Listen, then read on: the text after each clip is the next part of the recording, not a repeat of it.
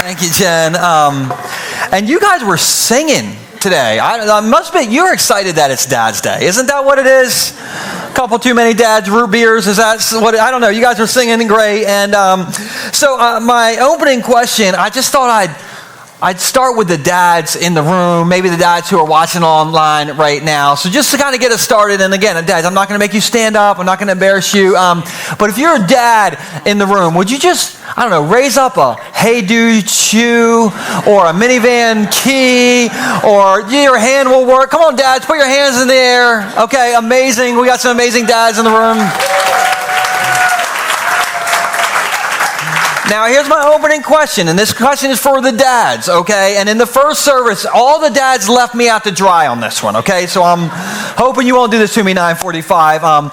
Have you ever, dads, tried to impress your family before, and then it failed miserably? Come on, raise your hands or just shout, Dad, fail, if that has ever happened. Okay, two, okay, we got some people, okay? That's way better than the last service, but still, some of you liar, pants on fire. So here's how my dad failed the other day. Let me just start out by saying I have an electric bike. Any electric bike riders out there? Okay, yeah, a few of you. Now, in my mind, I was going to say I think I look tough on my electric bike. But did you know it's possible to go 10 and 2 on your electric bike and look like the biggest nerd ever? So I love my electric bike, and so this is really me riding on it. And the other day, me and my wife, we were riding our electric bikes to pickleball, which somehow sounds even less manly than this picture looks. But on our way to pickleball on our Zoom electric bikes, my wife said to me, she said, Hubbalicious. That's at least how I like to remember it, Hubbalicious.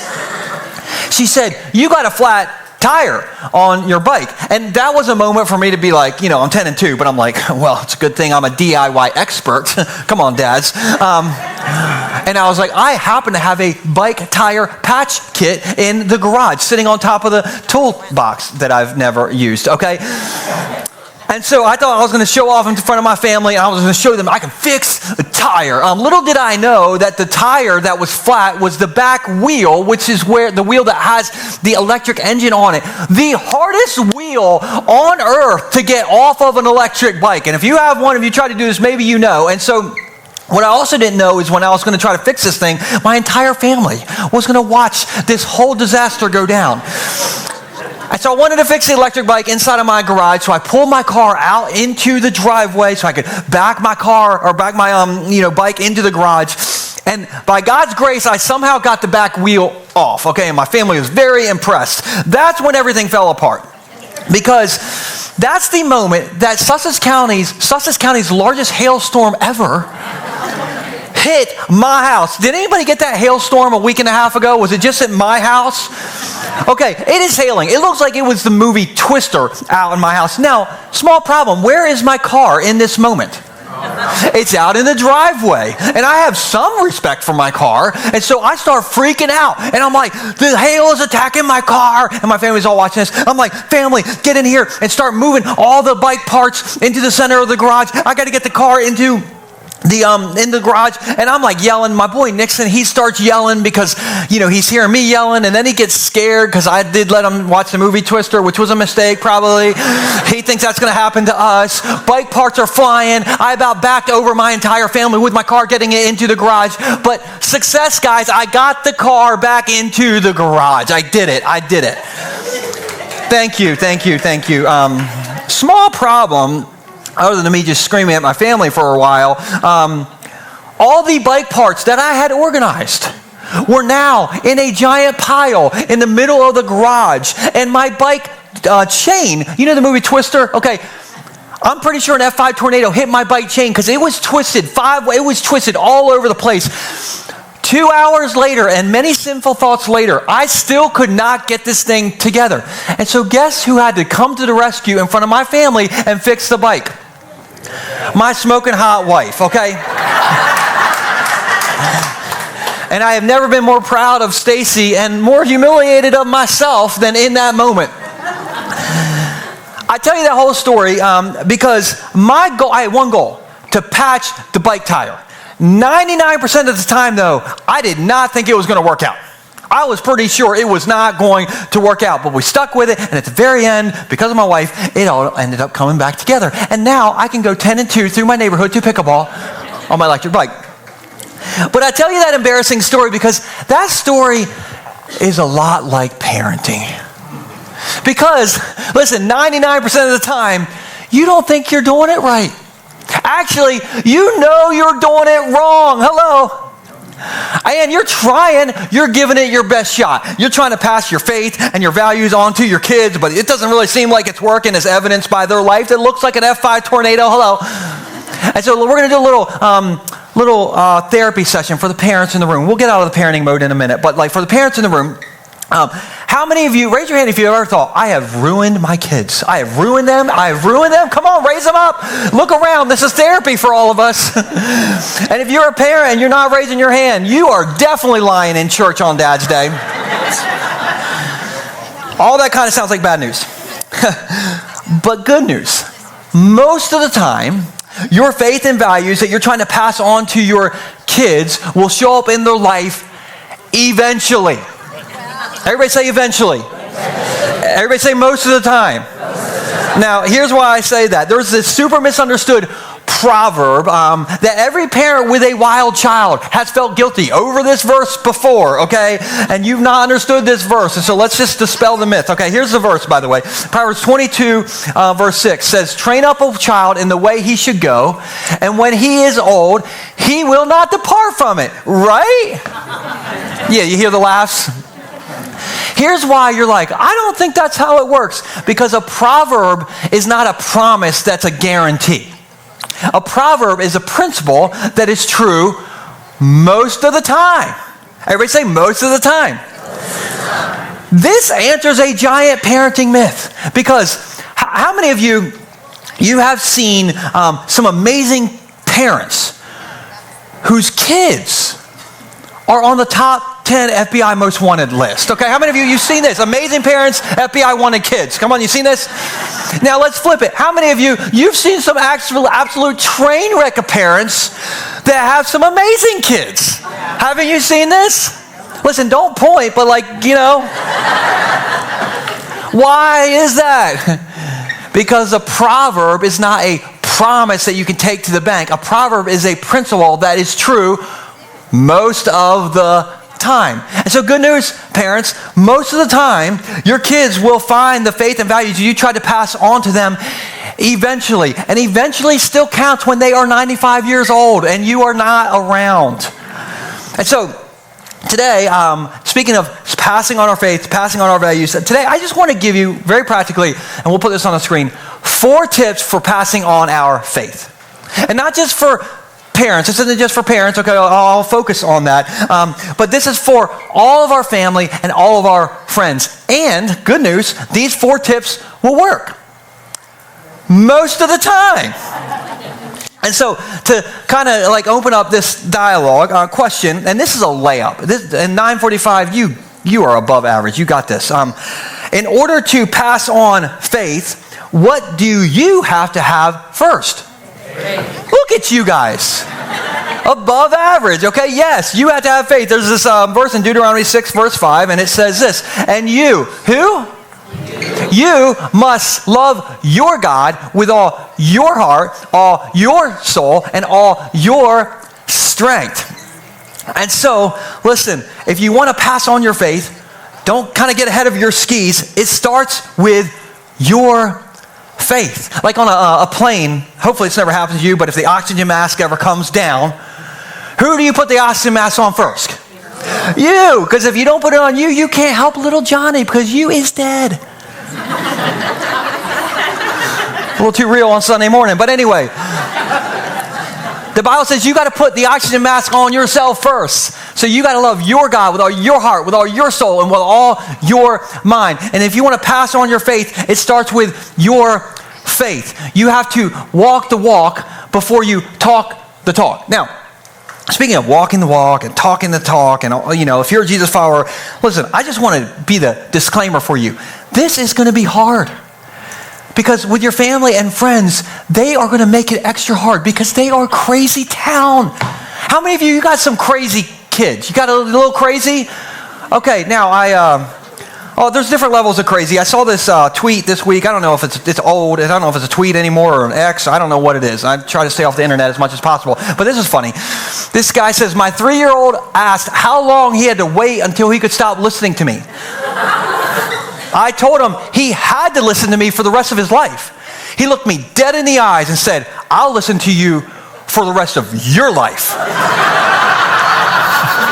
Toddlers are cold-blooded, man. Come on, can't you attest to that? This is a 3-year-old.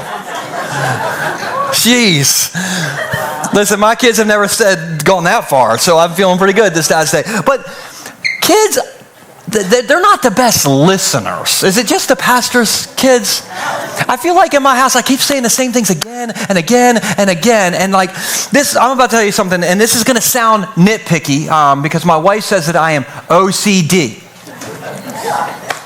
I don't like it when she says that because those letters are not in alphabetical order. Okay, so CDO I would prefer, but whatever.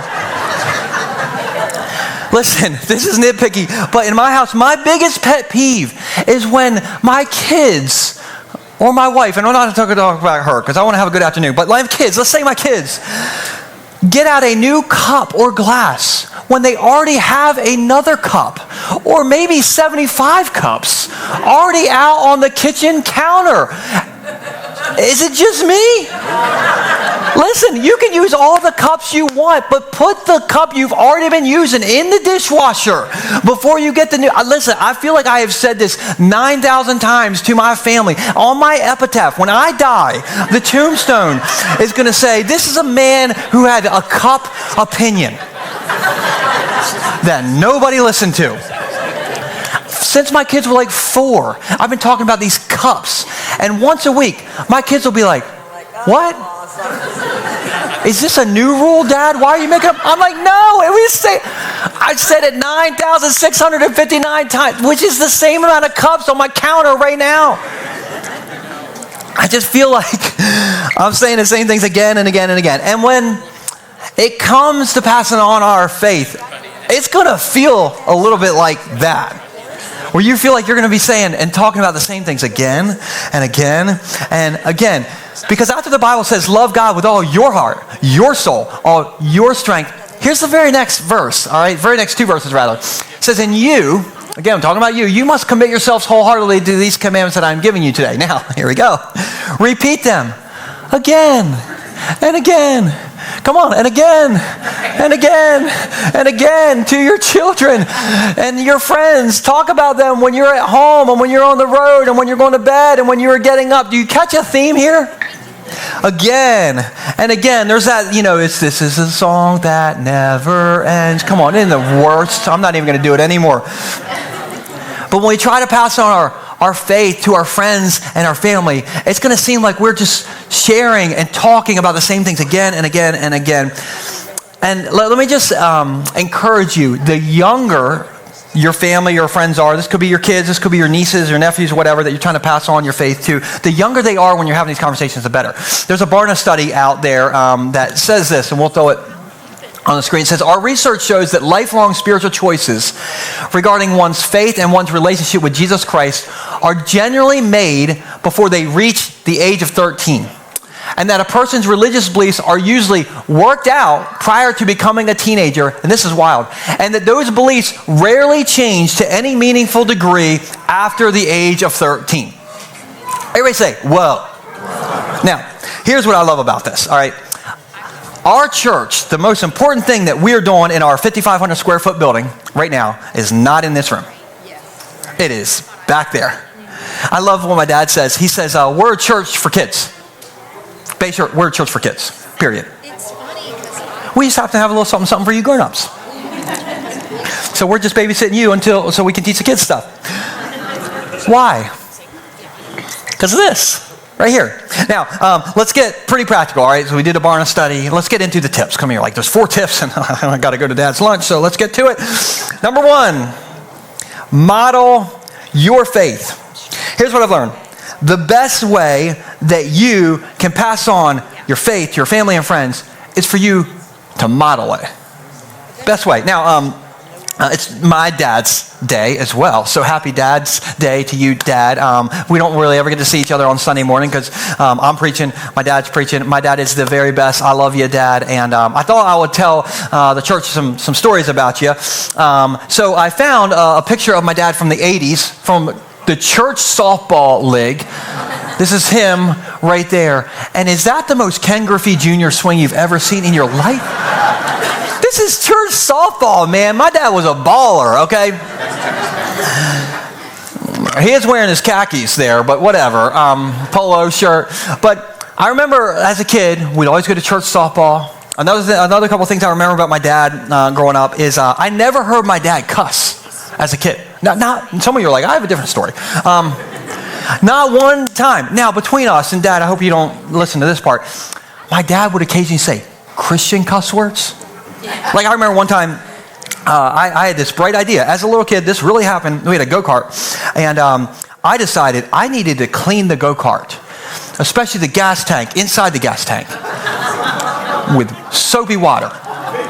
True story. I stuck a garden hose in our family go-kart while my parents were at work. I let it rip, okay? I was so proud. This thing was shining. There wasn't an ounce of gas in there, not a lick of gas. Soapy water. My dad came home from work, and he's like, "Daggone it, son, what did you do?"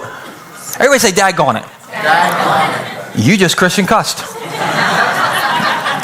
And my dad, listen, I ruined our family go-kart. The worst thing my dad said was "daggone it." That's maybe the most impressive moment of my entire childhood. But do you know what I say, like when I'm frustrated, like perhaps when a hailstorm hits my garage and I've got all the bike parts everywhere? Do you know what I'm yelling? Daggone it. That Christian cuss word. Now, where did I learn that from? My dad, he modeled that for me. Another thing that my dad modeled for me, and this is a little bit of a different vein, but my dad, he modeled a gigantic brown robe in the morning. He loved his brown robe, and we had this pineapple pattern couch, and my dad would, in his brown robe, sit on this pineapple pattern couch, and he would sit there and read his Bible in the morning. Now, for me, I don't own a brown robe, thank goodness, and pineapples apparently mean something different in 2025. I didn't know this until I wore a pineapple shirt one Sunday and somebody pulled me aside. Don't look it up. Anyway, I shouldn't have said that. Can we edit that? Nate, wherever. Anyway, I don't have a brown robe or a pineapple pattern couch, but you know what I do almost every single morning? I sit there and I read my Bible, daggone it.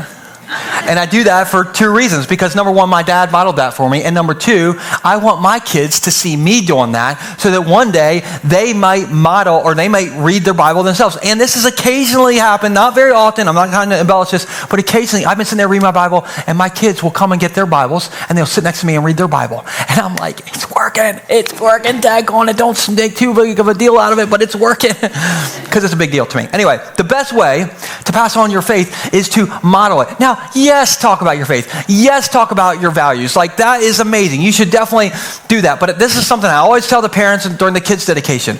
More is caught than taught. More is caught than taught. Now, that's not just for, the parents in the room. That works with your friends. That works with your family. They are more influenced by what you do than what you say. I heard this quote this week, and again, a parenting quote, but this quote is amazing, but also kind of hit me right here. Any of you ever had one of those quotes? This quote says this. It says, your kids will often repeat what you say. Somebody say, oh no. But even more often, your kids will become who you are. Somebody say, daggone it. Listen, some of you are like, can we get that off the screen? Like, this is like hitting me. Listen, don't be disturbed by this. Let this motivate you to model your faith, which doesn't mean trying to be perfect. It means trying your best and then owning it when you're not your best. Modeling Jesus, what does that look like? Okay, what that looks like is you're the first to say, hey, I'm sorry, I messed up. Will you forgive me? Modeling Jesus means you are generous with your time and your talents and your treasures to your family and friends. Modeling Jesus means that you are kind and not judgmental. It could mean, this is super simple, it could mean you guys say before dinner, hey, let me just pause. Could I pray over the tater tots tonight? and you just pray at the family dinner.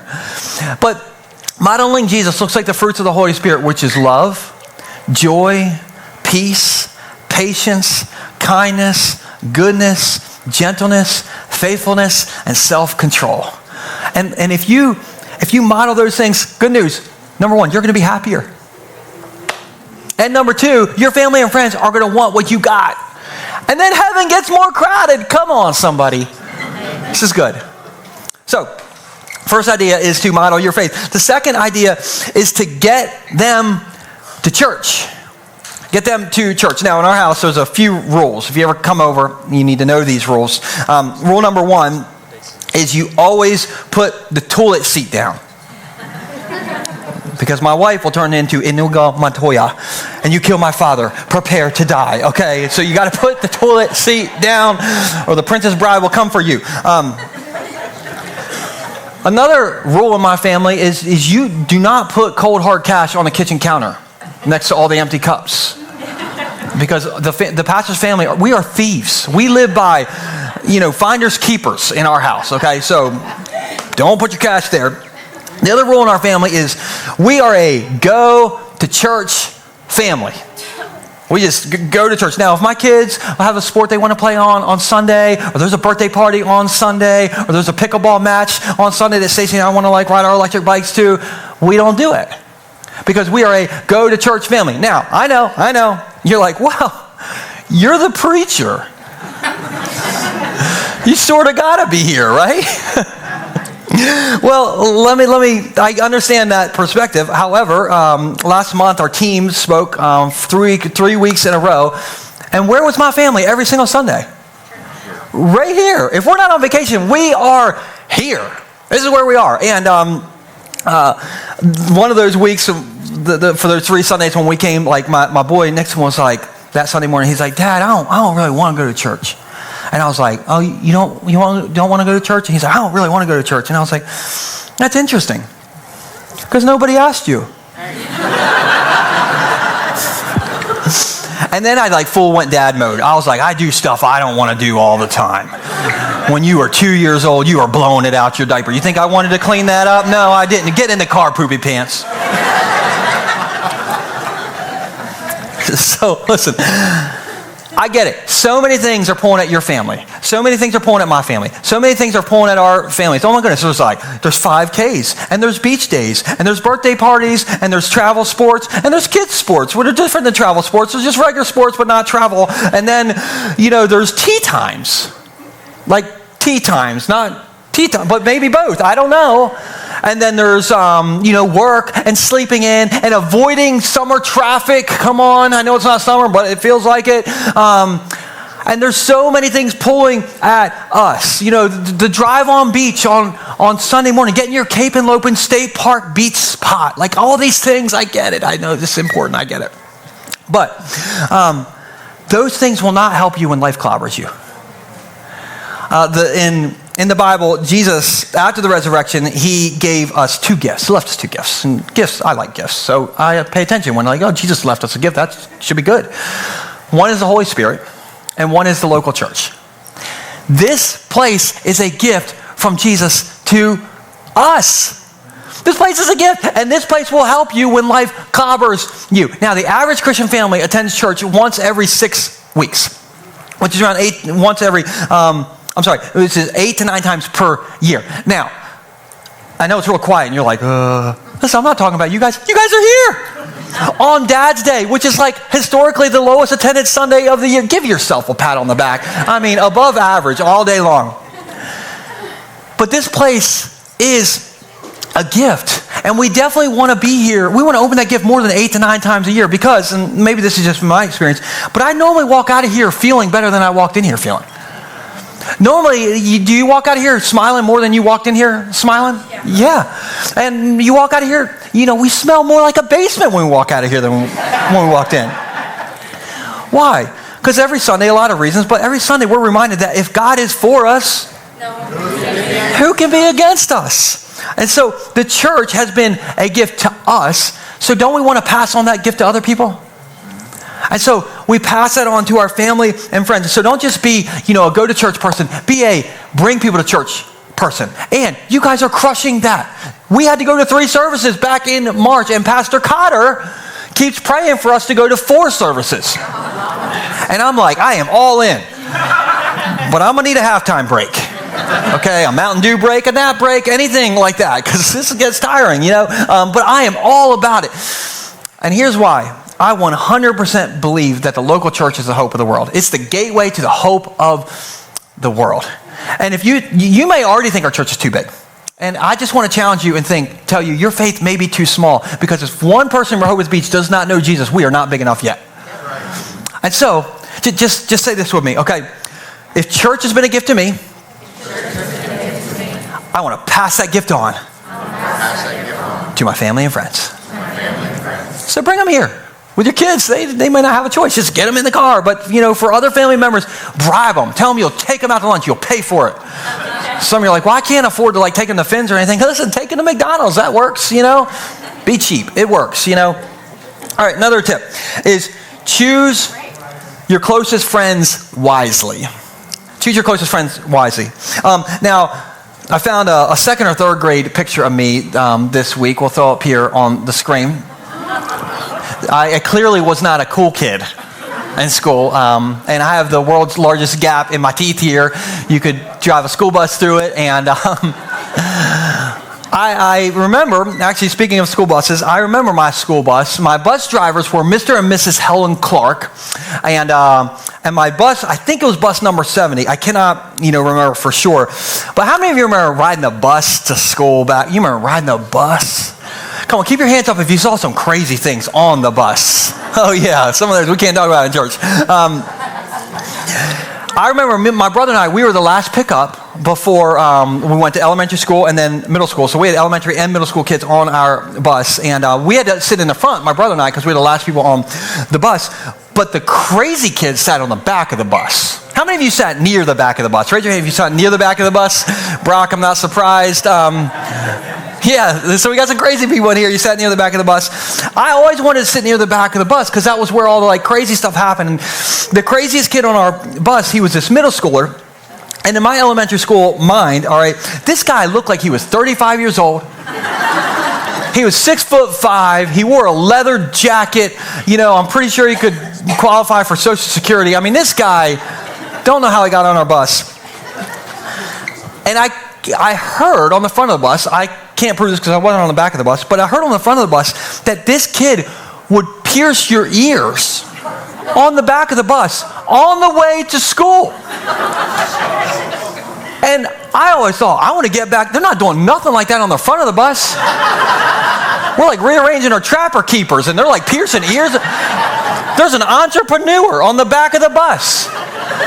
And I remember I just wanted to sit on the back of the bus, and I told my parents what was going on, and my parents were like, no. You don't go on the back of the bus. These are not your friends. You need to sit on the front of the bus. And I was thinking as a kid, this is a businessman. I need to know him. But now that I have kids, do I get it? Do I get what my parents were like, no? Yeah, and my parents drilled into me, and all the research shows, and we'll put this on the screen, shows that we are the average of our closest 5 friends. Another way to put it is, you show me your friends and I will show you your future.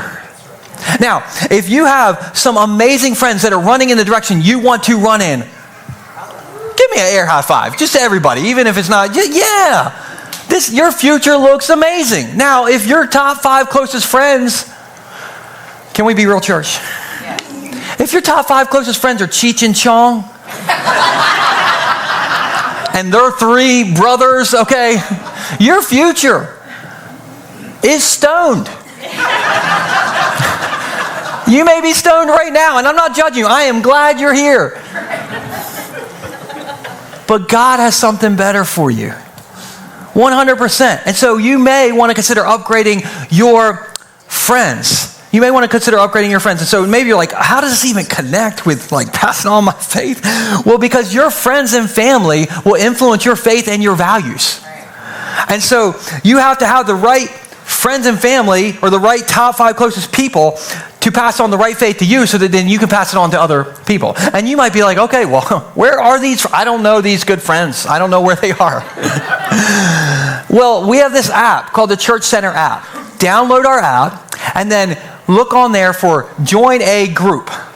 And there are all kinds of groups that meet all week long around here. There's group leaders in this room. You could join their group where you're going to be around people that are sitting in this room who are going to help you go further faster. So choose your friends wisely. And then the last idea is this, is to let your life do most of the talking. Let your life do most of the talking. So last Sunday, I ended by telling you about my dad's dad. Today, I want to end by telling you about my mom's dad, my pop-up on my mom's side. And we have a picture of my pop-up Moore. Yeah, this is my pop-up Moore. This is my cousin Tyler, who comes to our church. I don't think he's in this service. But my pop-up was addicted to ice cream. Loved ice cream. Oh my goodness. His goal in the family was every new family member, every new grandkid, like he introduced them to his favorite ice cream, which was Green's Ice Cream. That's a brand. You can hardly find it anywhere. If you find it and you find the flavor chocolate marshmallow, listen, you need to tell your pastor. I will drive far for that. It's the best ice cream. But my pop-up, he was addicted to ice cream. He could fix anything, so I didn't inherit that. But my papa was also a little OCD, like me, so I did inherit that. I remember growing up when we would go in there, in the mornings, he would make us waffles, or my mama would make us waffles. But my papa would put syrup in all the squares, and he'd put it equally in every square. Like a typewriter. And then he'd have to cut the waffle on the lines. I'm like, you are the greatest man in the world. Just so OCD. I loved it. And my papa, he was somebody who didn't do a lot of talking. He let his life do the talking. And somewhere along the line, my papa became a Jesus follower. I don't actually know that story about whether the origin was, but I do know eventually he fell in love with Jesus. He loved church and he loved hymns. And so I remember about 15 years ago, my dad and my mom and we went to go visit my pop-up, and at this point, he wasn't, cutting up our waffles and feeding us ice cream. He was pretty sick, and hospice was there, and there was a hospital bed in his sitting room, and we went in to see him, and my pop-up was asleep. And we couldn't really get him to wake up and, come to, and so my dad was like, well, pop-up loves hymns. Let's sing some hymns. And so we started singing hymns. I don't remember what we sang exactly, but we started singing some hymns, and no lie, my pop-up just lit up like a Christmas tree. All of a sudden, his eyes popped open. He sprung up in his chair or in his hospital bed, and he started singing, like singing. And it was way off tune, okay, like way off tune. Like I definitely inherited that from him as well. But he was singing, and he was smiling, and we had this moment with him, and then, he kind of got settled in, and he went back to sleep, and that was the last conscious moment of his life. He passed away less than an hour later. And I remember afterwards, and even now, thinking like his body was failing him, but his life was still doing the talking. He was still just loving Jesus and letting his faith shine on. And listen, my other papa on my dad's side, he's a preacher. He shares in a preachy way. But this papa, not a preacher. How did he pass on his faith to me? Well, this is what he did. Okay, we'll put this on the screen. He modeled his faith. He went to church. He surrounded himself with people of faith, and he let his life do most of the talking. This is the way. And so, parents, if you're worried you're ruining your kids, you probably are. You're not probably are ruining your kids. You're probably feeling that way. I didn't mean to say it that way. But you're probably feeling like you're ruining your kids, or you're ruining your kids. If you want to share your faith and values with your family and your friends and your kids, how do we do it? Because we're always like, I don't know what to say and I don't know what to do. And model your faith. Just live out what you know to do. Try your best. And you're going to mess up and say, hey, I'm sorry I messed up. That'll mean something to them. Look, show up to church here. Try to get them to church here. Surround yourself with people of faith and let your life do most of the talking. That's how you do it. Not that crazy, is it? And so, where do we start? Well, we go back to the start of the message. Deuteronomy 6, 5 through 7. If you're like, I don't know what my takeaway is. You love the Lord your God with all your heart, all your soul, all your strength, And commit yourselves wholeheartedly to these commands that I am giving you today. And then repeat them again and again to your children, but not just your children, your family and your friends. Talk about them to your family and friends when you're at home and when you're on the road and when you're going to bed and when you are getting up. You model it. You walk the walk and then you talk the talk. Can we all do that? Come on, can we all do that? We can do that.